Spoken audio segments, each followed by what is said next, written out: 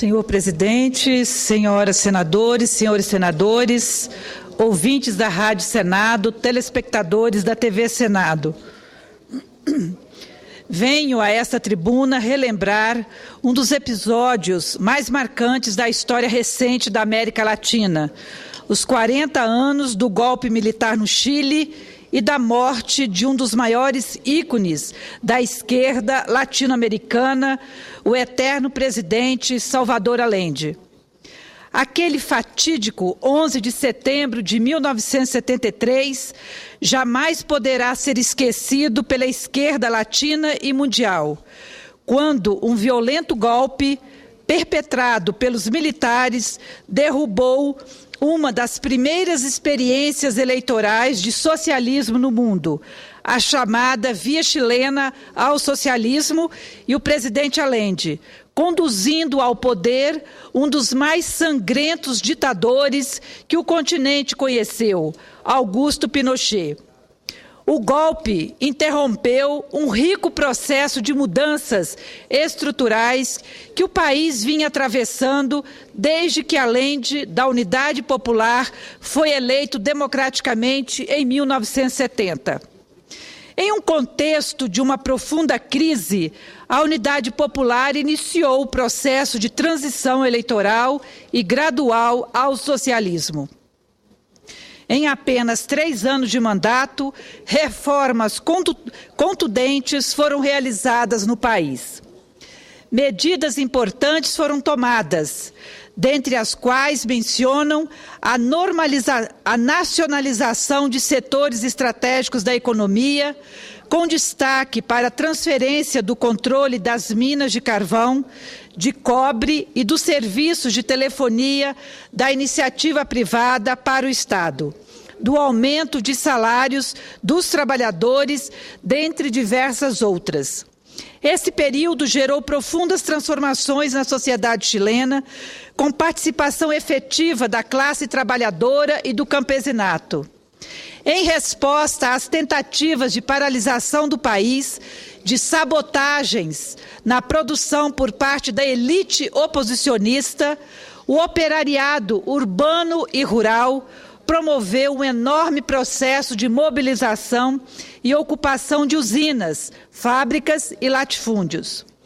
O povo passou a encontrar-se consigo mesmo, a exemplo dos camponeses do Sul, de raízes mapuches que reconquistaram seu território perdido para os colonizadores e, a seguir, para os latifundiários chilenos.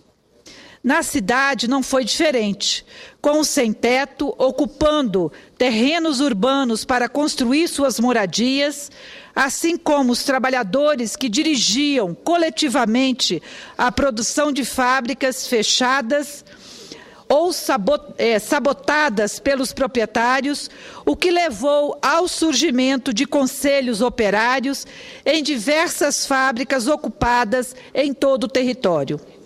Evidente que todo esse cenário político e social passou a incomodar profundamente a elite do país. As grandes empresas, especialmente as multinacionais e também o governo dos Estados Unidos, que já amargava o processo revolucionário armado em Cuba, e a presença de mais um governo de orientação socialista na América do Sul soava como uma afronta e ameaça, mesmo este governo tendo sido escolhido por uma eleição profundamente democrática. Não é demais registrar que os Estados Unidos esteve por trás de praticamente todos os governos militares que tomaram à força o poder na América Latina entre as décadas de 1960 e 1980, entre os quais inclui-se o Brasil, Argentina, Paraguai, Bolívia, Peru, Equador e Uruguai. Por óbvio que o golpe no Chile visava muito mais que pôr fim a um governo popular e democrático.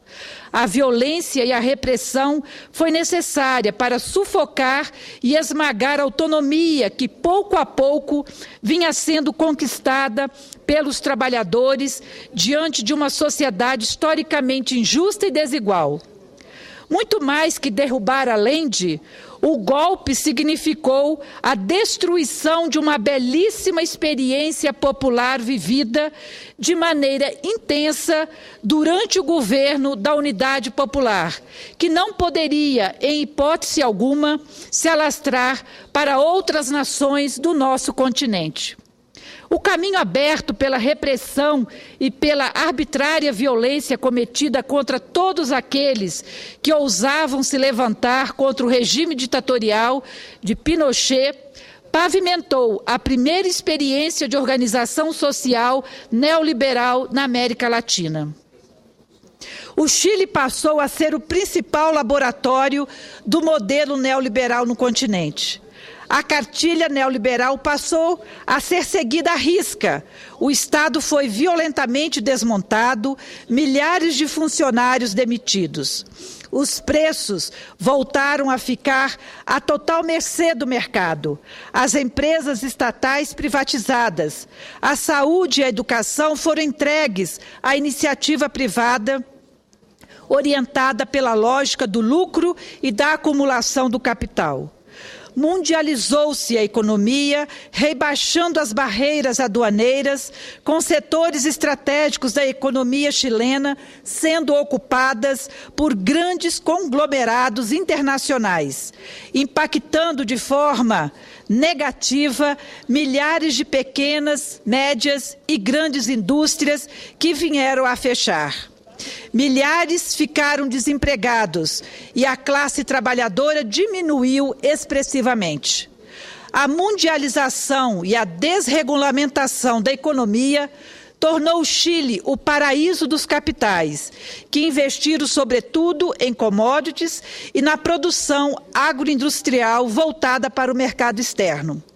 Embora a miséria continuasse muito presente nas periferias, o país passou a ser apresentado ao mundo como uma espécie de tigre latino-americano, cujo modelo de sucesso deveria ser seguido pelos demais países da região. De fato, isto ocorreu nos anos posteriores, e as consequências desse avanço do neoliberalismo na América Latina todos nós aqui conhecemos bem. Senhor presidente, senhores senadores e senhoras senadoras, aqui quero relembrar que esse governo golpista foi sustentado por uma ditadura extremamente violenta, que em 17 anos vitimou cerca de 40 mil pessoas, entre executados, desaparecidos e torturados. Esse número vem sendo atualizado constantemente e alguns grupos de vítimas estimam que esse possa superar os 100 mil. Esse foi um período que deixou feridas abertas na sociedade chilena até os dias atuais, com divisões profundas no tecido social chileno. O 11 de setembro ainda é causa de muita comoção social no país. Após 40 anos da brutalidade do golpe, milhares de famílias ainda não sabem o destino de familiares e amigos. É latente a exigência de esclarecimento dos crimes da ditadura e a punição dos violadores de direitos humanos. No último final de semana, cerca de 30 mil pessoas, entre elas familiares das vítimas, grupos sociais e de esquerda, saíram às ruas da capital Santiago para reivindicar a verdade histórica e a condenação pelos tribunais de todos os responsáveis pelas violações de direitos humanos ocorridas no país. Vale dizer que o general Augusto Pinochet morreu em 2006, sem ser condenado pelos crimes que cometeu. Neste momento de aniversário de 40 anos do golpe militar, o povo chileno sabe.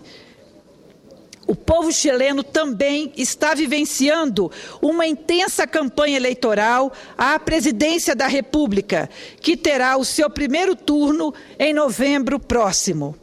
O golpe militar contra o governo popular de Allende também está no centro do debate político e eleitoral. Pela primeira vez na história do Chile, duas mulheres. Quero aqui, senhores senadores e senhoras senadoras, lembrar que Pela primeira vez na história do Chile, 2 mulheres são as principais candidatas à presidência. De um lado está a ex-presidente Michelle Bachelet, que disputa um novo mandato pelo Partido Socialista Chileno. Ela que foi uma das vítimas da ditadura, sendo presa, torturada e exilada durante o regime. Sofreu também vendo seu pai, o general da Força Aérea, Alberto Bachelet, fiel a Salvador Allende, ter sido morto após sofrer torturas no cárcere praticadas pelos seus próprios colegas de fardas, a mando do general Augusto Pinochet. Já a sua adversária, a conservadora de direita, Evelyn Matei, é oriunda da elite, possui laços estreitos com a ditadura, manteve contato com Pinochet mesmo após a redemocratização do país, chegando a visitá-lo por diversas vezes em Londres, onde o ex-ditador havia sido preso. Seu pai, o general Fernando Matei, tornou-se membro da junta militar que capitaneou o golpe contra Allende. Além disso, foi o responsável pela base aérea onde o pai de Bachelet foi torturado e morto. Portanto, este tema do golpe e da ditadura chilena não poderá ser tangenciado nas eleições nacionais do Chile. Aqui no Brasil, senhor presidente, este assunto também é candente. Onde está em curso a Comissão da Memória e Verdade, que tem o objetivo de abrir uma nova página no resgate da memória e na busca da verdade de um período sombrio da história recente brasileira? Não podemos temer a verdade. É muito importante que sejam elucidados todos os desmandos e atrocidades cometidos pelos agentes de Estado durante a ditadura militar. Creio, no entanto, que é preciso ir além. Não é suficiente apenas resgatar a memória e conhecer a verdade. É preciso que se faça justiça, que se leve à condenação os torturadores e assassinos. A não punição destes crimes da ditadura abriu precedentes para a impunidade na democracia. No Brasil, agentes de Estado continuaram cometendo crimes e praticando a tortura, não mais contra os comunistas e os inimigos políticos do regime, mas principalmente contra os pobres e os negros moradores das periferias. Desta forma, considero fundamental alterarmos a atual lei de anistia, no sentido de excluir do rol de crimes anistiados aqueles cometidos por agentes públicos contra pessoas que, efetiva ou supostamente, praticaram crimes políticos. Relembrar a memória de Allende e das vítimas da ditadura, não só do Chile, mas de toda a América Latina, é dizer em alto e bom som: ditadura nunca mais. Presto aqui minhas homenagens e reforço a memória de todos aqueles companheiros e companheiras que resistiram duramente à ditadura no continente, dos que bravamente tombaram na defesa da democracia e do socialismo, cujas lutas nos conduziram a este momento histórico que estamos vivendo. Lutas estas que também contribuíram para a ascensão de governos progressistas na América Latina, que estão mudando efetivamente a vida do nosso povo. Encerro, senhor presidente, este meu pronunciamento com uma célere frase proferida por Allende na ocasião do seu último discurso ao povo chileno. Abro aspas. Eles têm a força, eles podem nos dominar, mas não se detêm os processos sociais nem com o crime, nem com a força. A história é nossa e a fazem os povos. Fecho aspas. É isso que tinha para o momento, senhor presidente, e obrigada pela atenção.